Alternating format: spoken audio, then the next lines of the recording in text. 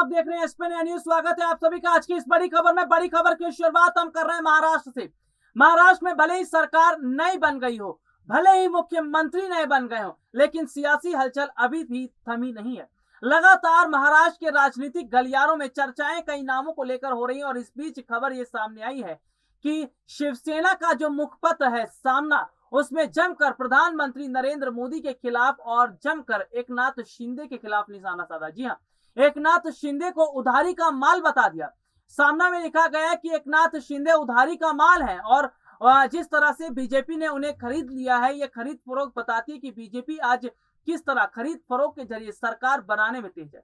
दरअसल सामना में यह तक लिखा गया है कि बीजेपी ने महाराष्ट्र में जो चाल चली है उसका खामियाजा उन्हें जरूर भुगतना पड़ेगा। दरअसल एकनाथ शिंदे और प्रधानमंत्री नरेंद्र मोदी पर लगातार संजय राउत और उद्धव ठाकरे निशाना तो साध रहे हैं, कहीं ऐसा ना हो कि ये निशाना साधना उन्हें भारी पड़ जाए।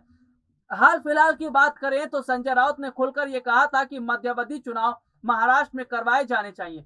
उन्होंने कहा कि अगर महाराष्ट्र में मध्यावधि चुनाव करवाए जाएंगे तो सीधे तौर पर पता चल जाएगा, दूध का दूध पानी का पानी हो जाएगा। यानी कि सीधे तौर पर अगर देखा जाए तो मध्यावधि चुनाव को लेकर जिस तरह की बात कही जा रही है कि क्या वाकई अगर मध्यावधि चुनाव होते हैं तो शिवसेना की जीत है।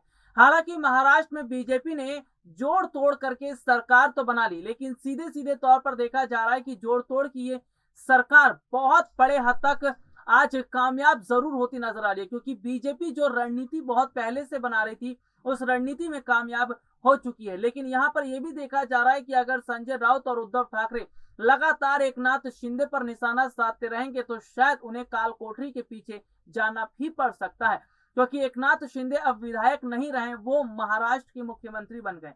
एक समय वो अलग था जब विधायक थे एकनाथ शिंदे और तब कुछ भी संजय राउत बोल दिया करते थे, लेकिन अब संजय राउत को लगातार एकनाथ शिंदे के खिलाफ बोलना और इसके साथ ही मुखपत्र सामना में जिस तरह से उद्धव ठाकरे के जरिए एकनाथ शिंदे और बागी विधायकों को लेकर कहा जा रहा है, कहीं ऐसा ना हो कि सामना की भी मुश्किलें बढ़ जाएं और उद्धव ठाकरे और संजय राउत की। तो फिलहाल ये देखा जा रहा है कि विपक्ष की तरफ से लगातार ये कहा जा रहा है कि ये जो सरकार है वो 2.5 महीने में गिर जाएगी, ये जो सरकार है वो 6 महीने में गिर जाएगी। हालांकि ये तो आने वाला वक्त ही तय करेगा कि क्या वाकई 2.5 महीने में या 6 महीने के बाद ये सरकार गिर जाएगी। हालांकि बीजेपी को कमजोर समझना इतना आसान नहीं है। सीधे तौर पर अगर देखा जाए तो बीजेपी वो रणनीतिकार कहलाती है जिनकी रणनीति भेदना बहुत मुश्किल है। हालांकि अब देखना होगा कि मुखपत्र सामना में प्रधानमंत्री नरेंद्र मोदी और शिंदे के खिलाफ जो निशाना साधा जा रहा है, क्या वो आगे भी इसी तरह जारी रहेगा।